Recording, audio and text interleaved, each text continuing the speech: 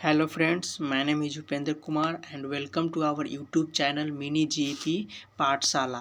आज हम पढ़ेंगे ग्लोबल वार्मिंग के बारे में। ग्लोबल वार्मिंग क्या होता है इसके बारे में आज हम समझते हैं। इसका इफ़ेक्ट्स हमारे ऊपर क्या पड़ता है, चलिए हम आज समझते हैं। तो ग्लोबल वार्मिंग के बारे में हम थोड़ा सा पढ़ेंगे, कुछ ओवरव्यू पढ़ते हैं और उसके बाद फिर हम डिटेल से जानेंगे। ठीक है, चलिए कुछ ओवरव्यू जान लेते हैं। हमारा यह अर्थ है, यह हमारा अर्थ है। अर्थ बहुत ही खूबसूरत है, लेकिन यह ग्लोबल वार्मिंग क्या मतलब है, कैसे यह उत्पन्न हो जाता है, क्या इफ़ेक्ट्स पड़ता है, सब समझते हैं। तो जो हम रेस्पायरेशन के थ्रू इतना ज़्यादा जो कार्बन डाइऑक्साइड बाहर निकल रहा है, फैक्ट्रीज वगैरह से, इंडस्ट्री वगैरह से जो कार्बन डाइऑक्साइड निकल रहा है, इतने ज़्यादा जो व्हीकल चल रहे हैं उसमें से कार्बन प्रोड्यूस हो रहे हैं, तो वो कार्बन एटमॉस्फेयर में जा करके एक लेयर का फॉर्म करता है। यह लेयर फॉर्म करता है, ये लेयर, ठीक है, अर्थ के ऊपर जा करके एक लेयर फॉर्म करता है। और यह लेयर क्या करता है कि ये जो हमारा मान लेते हैं कि ये हमारा सन है, ठीक है, सन से निकलता है लाइट, सूर्य का प्रकाश। यह सन लाइट आता है अर्थ की तरफ आता है, लेकिन यह वापस कुछ ही जा पाता है। ठीक है, बहुत जितना आया उतना नहीं जा पाता है, कुछ ही बाहर जा पाता है, जिसके कारण ये जो लेयर जो बना हुआ है वो कुछ हीट को इसी के अंदर रख लेता है, अर्थ के अंदर ही रख लेता है, जिसके कारण अर्थ का, ये हमारा क्या है, अर्थ है, तो अर्थ का जो टेम्परेचर है, अर्थ का जो टेम्परेचर है वो बहुत ही ज़्यादा बढ़ रहा है। उसी टेम्परेचर जो है अर्थ का वो बढ़ रहा है। इसी इफ़ेक्ट्स को हम बोलते हैं ग्लोबल वार्मिंग। ग्लोबल वार्मिंग का हमारे ऊपर क्या इफ़ेक्ट्स पड़ सकता है, हम डिटेल से जानते हैं। तो चलिए डिटेल से जानते हैं, ये कुछ ओवरव्यू था। ठीक है, तो हमारे पास सबसे पहले समझते हैं, कुछ डेफिनेशन देख लेते हैं। ग्लोबल वार्मिंग क्या होता है, लिखा हुआ व्हाट इज ग्लोबल वार्मिंग। असल में ग्लोबल वार्मिंग क्या है, तो ग्लोबल वार्मिंग के बारे में लिखा हुआ है कि, एक मिनट थोड़ा सा जूम कर लेते हैं। ग्लोबल वार्मिंग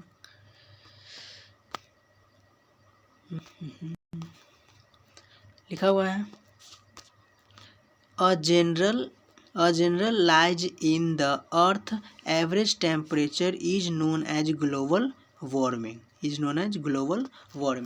बोल रहा है कि जो अर्थ के ऊपर जो टेम्परेचर है वो एवरेज है, एवरेज रहना चाहिए, लेकिन अगर उससे ज़्यादा इंक्रीज हो गया, बढ़ गया, राइज हो गया, इसी कंडीशन को हम बोलते हैं ग्लोबल वार्मिंग। लिखा हुआ है इज अ फेनोमेना, यह एक घटना है। क्लाइमेट चेंज, जो किसकी वजह से होता है, क्लाइमेट में चेंज होने की वजह से। That has long term effect, इसका हमको इफ़ेक्ट लॉन्ग टर्म में देखने को मिल सकता है, लंबे समय तक हमको इसका इफ़ेक्ट्स देखने को मिल सकता है। ऑन इकोसिस्टम वेदर पैटर्न, वो कोई इकोसिस्टम में भी चेंज देखने को मिल सकता है और कोई वेदर में भी, मौसम में भी, कि कई सालों तक मौसम क्या रहेगा। अर्थ यह है, यह हमारा अर्थ है, इसको नहीं बनाते हैं, इसको बनाते हैं। ये जो हमारा सुंदर सा अर्थ है, अगर ग्लोबल वार्मिंग बहुत ज़्यादा बढ़ा तो ये जो अर्थ है अब इतना सुंदर दिख रहा है, लेकिन बाद में हमको कैसा दिखेगा, हीट दिखेगा। आगे हम फोटो दिखाते हैं कि इस प्रकार का हमारा अर्थ दिखेगा, कुछ हमारा उसके ऊपर क्या इफ़ेक्ट्स पड़ेगा। ठीक है, तो ग्लोबल वार्मिंग क्या होता है समझें, कि अर्थ के ऊपर जो एवरेज टेम्परेचर है, अर्थ के ऊपर जो हमारा एवरेज टेम्परेचर है, वो टेम्परेचर अगर इंक्रीज हो जाता है, क्या हो जाता है, एवरेज टेम्परेचर राइज हो जाता है, जिसकी वजह से हमको ग्लोबल वार्मिंग इफ़ेक्ट्स देखने को मिलते हैं। और इसका इफ़ेक्ट्स हमको क्लाइमेट के ऊपर भी देखने को मिल सकता है, इकोसिस्टम और वेदर के ऊपर भी देखने को मिलता है। ठीक है, चलिए आगे बढ़ते हैं। अब है क्या कारण है कि ग्लोबल वार्मिंग हो सकता है, क्यों ग्लोबल वार्मिंग हमको देखने को मिल रहा है। तो काउज किसके कारण ग्लोबल वार्मिंग हो रहा है, तो देयर आर मेनी काउजेज, कई सारे कारण है ग्लोबल वार्मिंग होने का। जैसे मोस्ट इम्पॉर्टेंट काउज क्या क्या है, सबसे पहला जो कारण है वो क्या है, डिफॉरेस्टेशन। क्या है, डिफॉरेस्टेशन, मतलब कि पेड़ों की कटाई, पेड़ों की कटाई। जो हम इतना ज़्यादा कटाई कर रहे हैं उसके कारण हमको क्या देखने को मिल सकता है, ग्लोबल वार्मिंग। क्यों, क्योंकि अगर पेड़ ही नहीं रहेगा, ट्री ही नहीं रहेगा, तो हम इतना ज़्यादा जो कार्बन डाइऑक्साइड रिलीज कर रहे हैं उसको एब्जॉर्ब करने वाला नहीं रहेगा। अगर हम ज़्यादा से ज़्यादा डिफॉरेस्टेशन करेंगे, डिफॉरेस्टेशन मतलब क्या, कि जंगल की अगर हम ज़्यादा से ज़्यादा कटाई करेंगे तो वो क्या करेगा, वो ऑक्सीजन प्रोड्यूस करने का जो लेवल होगा, क्षमता होगा, वो कम हो जाएगा इकोसिस्टम में, पर्यावरण में। और कार्बन डाइऑक्साइड जो हम इतना ज़्यादा निकाल रहे हैं उसको अवशोषित करने के लिए भी, एब्जॉर्ब करने के लिए भी कोई नहीं रह जाएगा। ठीक है, तो पहला कारण क्या देखें, डिफॉरेस्टेशन, ज़्यादा से ज़्यादा पेड़ों की जो कटाई कर रहे हैं उसके कारण हमारा अर्थ का जो टेम्परेचर है वो बढ़ रहा है। इसके कारण हमको ग्लोबल वार्मिंग जैसे प्रॉब्लम्स देखने को मिल रहा है।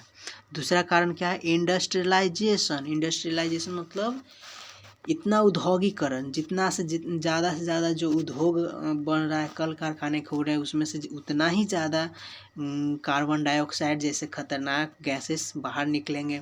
ठीक है, जिसके कारण अर्थ का जो टेम्परेचर वो बढ़ेगा। तीसरा कारण है बर्निंग ऑफ फॉसिल्स जो फॉसिल्स नहीं, फ्यूल।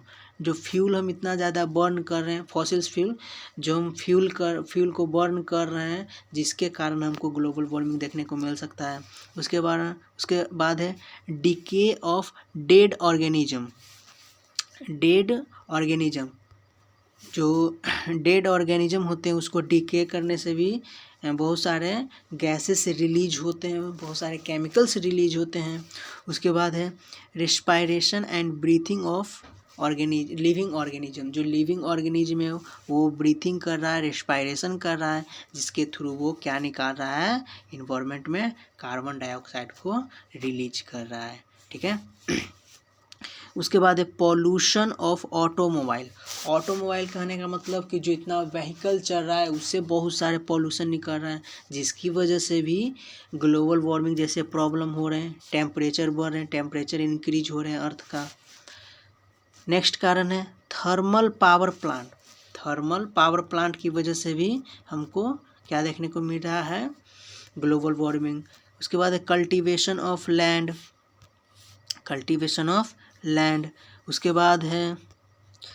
उसके बाद हमको कल्टीवेशन ऑफ लैंड। उसके बाद है इरप्शन ऑफ वोल्केनो।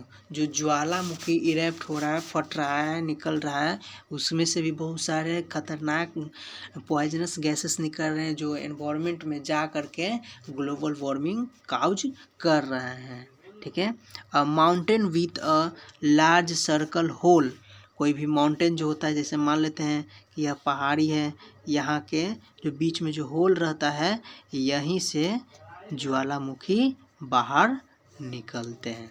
ठीक है, टॉप के ऊपर रहते हैं, which lava gases steam and dust of the forced out. इसमें से बहुत सारे गैसेस लावा निकलते हैं जो बहुत ही ज़्यादा हॉट होता है, गर्म होता है, और आसपास के इलाके को क्या कर देता है, यह लावा जला देता है। इधर से भी निकलता है और इधर से भी निकलता है। ठीक है, इसके साथ साथ जो अगला कारण है वो डोमेस्टिक कुकिंग।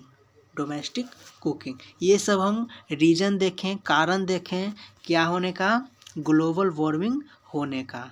ठीक है, ये सब रीजन था क्यों हो रहा है। अब हम इसका कुछ इफेक्ट मतलब क्यों देखे हो रहा है, जैसे देख रहे होंगे आप कि बहुत ज़्यादा क्या निकल रहा है, धुआं निकल रहा है। अब ये इन्वायरमेंट में जाएगा, इन्वायरमेंट को क्या कर देगा, गंदा कर देगा, डस्ट मतलब भर देगा, और वहाँ जो कार्बन डाइऑक्साइड है वो ज़्यादा ऊपर नहीं जा पाता है, जिसके कारण अर्थ के कुछ ही ऊपर जा पाता है और अर्थ को फिर बाद में हीट करने लगता है। ठीक है, क्योंकि जो सन से जो लाइट आ रहा है वो लाइट फिर आता तो है, ऐसे आता तो है लेकिन रिफ्लेक्ट करके जा नहीं पाता है। ये जो कार्बन डाइऑक्साइड वाला जो लेयर बन गया है वो उसको वापस नहीं जाने देता है, जिसकी वजह से हमारा अर्थ हीट होते रहता है। ठीक है, उसके बाद है ये देखिए कि टेम्परेचर बढ़ रहा है, 100 डिग्री सेल्सियस तक टेम्परेचर हो गया है, सॉरी फ़ारेनहाइट तक इतना डिग्री। जैसे जैसे टेम्परेचर बढ़ेगा वैसे वैसे ग्लोबल वार्मिंग भी बढ़ेगा। अब हमको ग्लोबल वार्मिंग का क्या इफ़ेक्ट्स देखने को मिल सकता है? तो सबसे पहला इफ़ेक्ट्स क्या देखने को मिलता है कि temperature extreme and increase in the average global temperature is happening. मतलब इफ़ेक्ट्स हमको यह देखने को मिलेगा कि जो टेम्परेचर जो है एक्सट्रीमली मतलब बहुत तेज़ी से क्या करेगा, बढ़ेगा। ठीक है, सेकंड क्या है कि our ice is melting at the मतलब पेस मतलब गति, पेस मतलब गति, कि जो हमारा जो आइस है, आइस मतलब जो हमारे बर्फ़ है, जैसे कि अंटार्कटिका पर जो पोल पर जो क्या है प्रेजेंट है, हमारे जो आइस है, बर्फ़ है, वो क्या होना तेज़ी से पिघलने लगेंगे। जब वो तेज़ी से पिघलने लगेगा तो हमारा जो किनारे वाला जो एरिया है, समुद्र के किनारे तट पर जो लोग रह रहे हैं, स्टेट रह रहा है, वो क्या हो जाएगा, डूबने लगेगा। ठीक है, माना जाता है कि इंडिया में ग्लोबल वार्मिंग जब होगा अर्थ के ऊपर तो इंडिया के कुछ जैसे कि मुंबई, कोलकाता, चेन्नई वाले जो कुछ इलाके हैं, तमिलनाडु वाले, वो कुछ डूब सकते हैं। तो ये कुछ अनुमान लगाया जाता है कि अगर ग्लोबल वार्मिंग हुआ तो वो डूब सकते हैं। ठीक है, अगला कारण क्या है, मतलब क्या हमको इफ़ेक्ट्स देखने को मिल सकता है कि आवर सी लेवल, जो हमारा सी लेवल है वो क्या हो जाएगा, राइज हो जाएगा। ठीक है, उसमें बढ़ोतरी देखने को मिलेगा। उसके बाद है कि there is a threat of ocean acidification. अगर ज़्यादा से ज़्यादा बर्फ़ पिघलने लगेंगे तो ओशियन भी क्या हो जाएगा, एसिडिफिकेशन हो जाएगा। उसके बाद है much destruction will be felt by the world flora और फौना। फ्लोरा और फौना में भी हमको फेल्ट देखने को मिल सकता है जब डिस्ट्रक्शन होगा, आपदा वगैरह कुछ आएगा इस प्रकार का। तो उसके बाद है कि there will be irreversible social effects. Irreversible social effects है यह।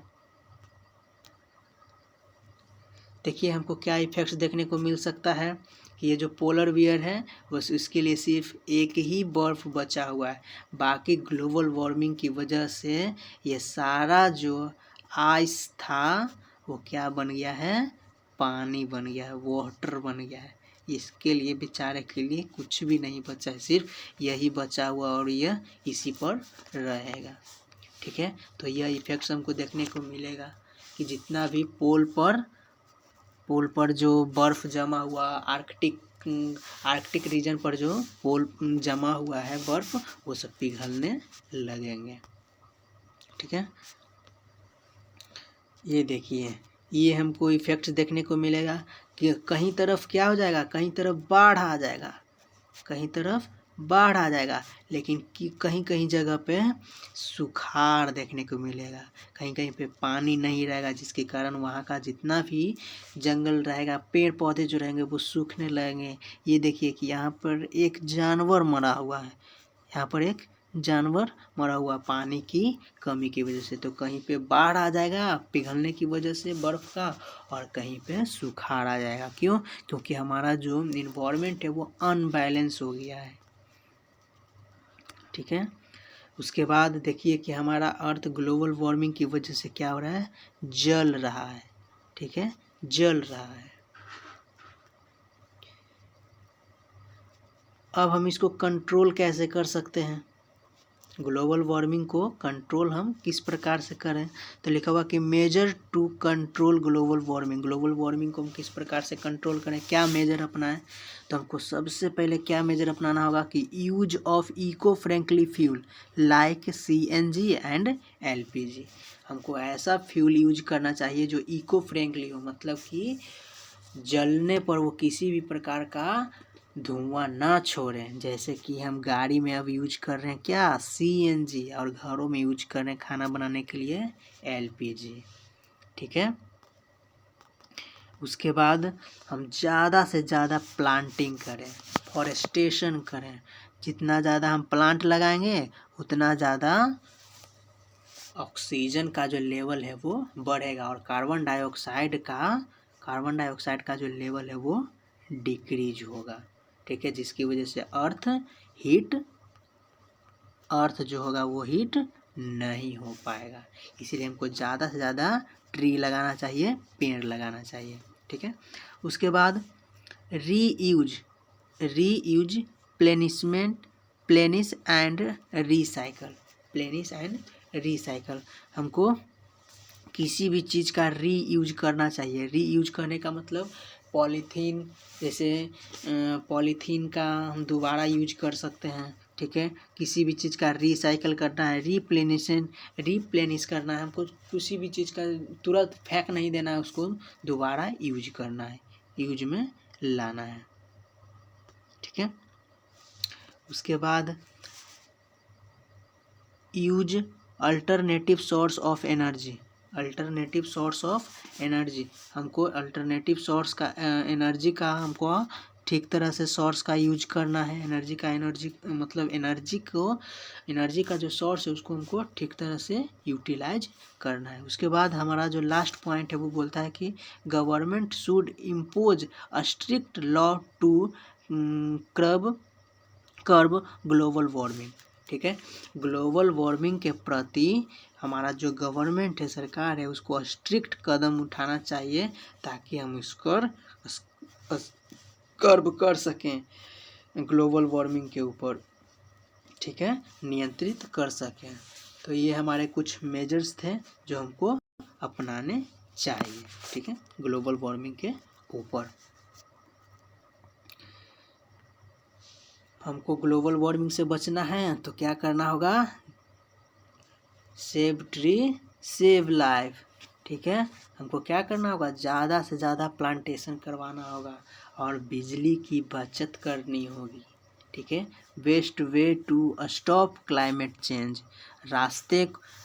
मतलब इस रास्ते पर चल करके हम क्लाइमेट को क्या कर सकते हैं, चेंज कर सकते हैं।